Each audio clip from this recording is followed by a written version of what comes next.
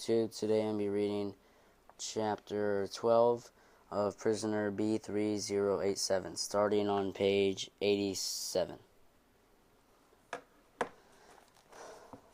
Chapter 12. A few days later, my job cleaning the ghetto ended, and I was put back to work in Plazo. Without Uncle Moshi, there was no one to help me get a job outside the camp again. The work was brutal, and the food too meager to sustain me. Some mornings I could barely get myself up out of my bunk, and I had a hard time standing at roll call. Was this how it happened? Was this how a prisoner slipped from being a person to a muscle manner? One night, after a hard day's work digging trenches for new latrines, I collapsed to the floor of my barack. I didn't have the strength to climb into my bunk. I was desperate to get up, but I couldn't make my legs obey me. I couldn't pull up my own weight with my stick and straw arms. But if I didn't get up soon, the capo would come through and he would beat me for not being in my bunk. No one bent to help me in my struggle to stand. Everyone else was like me. They barely had energy to spare for themselves, let alone anyone else. No one cared for no one. That's how you survive. That's what Uncle Moshi had taught me. Moshi, I thought, my chest aching. Why aren't you here? Why did you have to die? I need help. I need a friend. I needed Moshi. He would have helped me back up, despite his warning not to care. Who would help me now? I rolled myself onto my chest to pull myself up, but the board beneath me was loose. Wait, a loose board? I knew the campo would come any minute by now, but lying there on the floor, staring right at the board, made me remember building the new barracks across the camp where I had first arrived. There was always a space, a small one, between the wooden floors and the dirt below. If this board was loose enough, the board pulled loose from the floor in my shaking hands. I glanced around to see if anyone had noticed, but of course no one had. The other prisoners were doing whatever they could to ignore me, just like I ignored them. The gap in the boards would be wide enough for me to slide down inside into the space between the floor and the ground. I was tempted to pull the board all the way up and roll down inside and disappear, but my absence from my bunk would be noticed, and what would I do? Hide down there forever? I would be dead even quicker without what little bread and soup they gave us. But tomorrow after roll call, I could disappear into the barracks instead of showing up for my job. People were reassigned all the time. No one would know if I was gone. I could sneak back and hide under the floor. It was like Moshi was helping me, even though he wasn't there. He had shown me the board. As I pushed myself up off the floor, with every gram of strength I had left, I felt Moshi's hand helping me up. I reached out and grabbed hold of the bunk, clawing my way onto my bed. I was not a muscle man, not yet. The next morning after roll call, I grabbed the two boys I knew in my barack, Thomas and Isaac, and showed them the board. I don't know why I showed them, not when you survived by looking out for yourself and only yourself. Maybe it was because I wanted someone to help me when I had needed it. Maybe it was just that I would be lonely in there all day. But maybe it was that I just couldn't keep the secret from someone else who could use help too.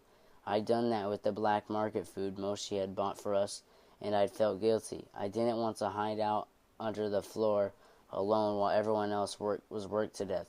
We can't, Thomas said immediately. If we're caught, we'd be killed. We'll die if we don't hide here, I told them. Do you want to go back out there and be worked to death, or worse, be killed by Goeth? No, but this is begging for punishment. This is survival, I told them. I pulled up the board the rest of the way. There's room inside for all three of us. Isaac crawled down inside. Thomas finally gave in. At first, all we did was sleep. We had been worked so hard and fed so little, all our bodies wanted to do was hibernate, like bears. The ground was hard, but it didn't matter. So were the wooden pallets we called beds. We slept, only waking long enough to poke one another if we snored.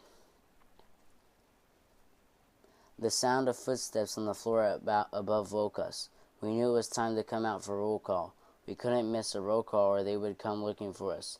As prisoners began to come back into the barracks, we pushed our way out, hurriedly replacing the floorboard and sitting down on my bunk like we had just come back from work. Nobody ever suspected, or if they did, they didn't say anything. Talking got you killed. The more we hid under the floor, the stronger we got. We weren't healthy, not by a long shot, but without the heavy labor of the day, our bodies recovered a little. I didn't have any more trouble climbing back into my bunk each night, and Thomas, Isaac, and I started to sleep less during the day, staying awake to whisper with one another. We talked about food mostly, but also our homes and our families until it hurt too much to remember. Then we roll over and sleep again, always listening for the soft step of prisoners' feet on the floor above us to let us know when to come out. But one day it wasn't footsteps we heard. It was voices, and in the middle of the day, Isaac slithered over to look out the cracks in the crawl space. When he saw what he saw made him gasp. "It's Goeth," he whispered. "Goeth and his dogs and 2 guards. They're heading for our barack." "We're dead," Thomas said. "Those dogs will smell us right away. They'll find us, and we'll be shot."